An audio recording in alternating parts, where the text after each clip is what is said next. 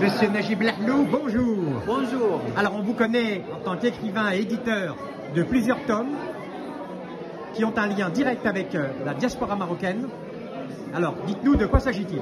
Alors, c'est une étude de terrain qui a duré 8 ans.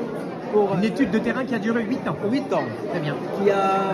L'objectif, c'est de soulever les freins visibles et invisibles pour la diaspora pour qu'il puisse trouver sa place de manière naturelle et sociétale au sein de la société marocaine.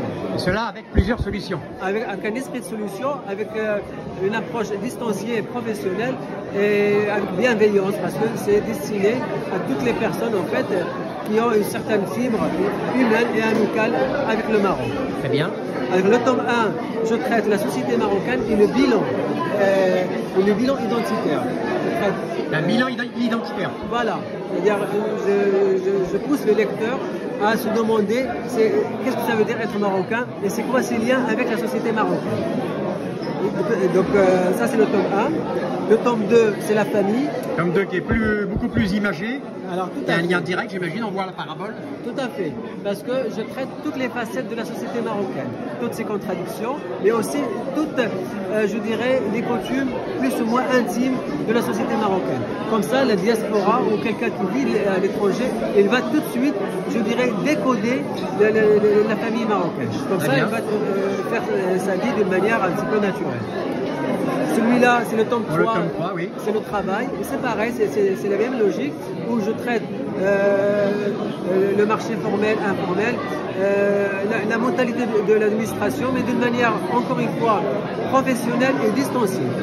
Et celui-là, c'est le plus important, c'est la diaspora. Ça, c'est votre dernier. C'est le dernier, c'est la diaspora, où je pousse la diaspora à avoir un regard critique sur elle-même, et quelles sont les étapes pour éventuellement décider, oui ou non, pour rentrer au Maroc. Et ce pour la diaspora donc marocaine vivant en France? En France, alors particulièrement en France, mais en fait c'est pour toute la diaspora du monde entier. Et en ce qui concerne la diaspora marocaine juive? Alors la diaspora marocaine juive, parce que c'est une composante clé, ou plutôt importante dans la société marocaine.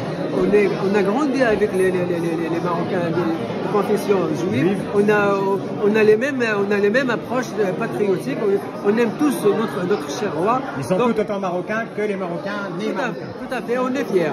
En fait, on est fiers de la multitude identitaire marocaine. Donc, identité berbère, identité juive, identité hassani, etc., etc. Très bien, donc vos 4 tomes alors, mes 4 tomes sont disponibles peuvent être trouvés sur Amazon et dans quelques librairies à Paris, région sur les réseaux. Sur les réseaux aussi. Alors je profite pour dire que j'ai une chaîne YouTube qui s'appelle Lahlou Najib tout simplement, où il y a des vidéos de quelques minutes qui illustrent en fait l'aspect coaching cette fois-ci. Et sur Amazon?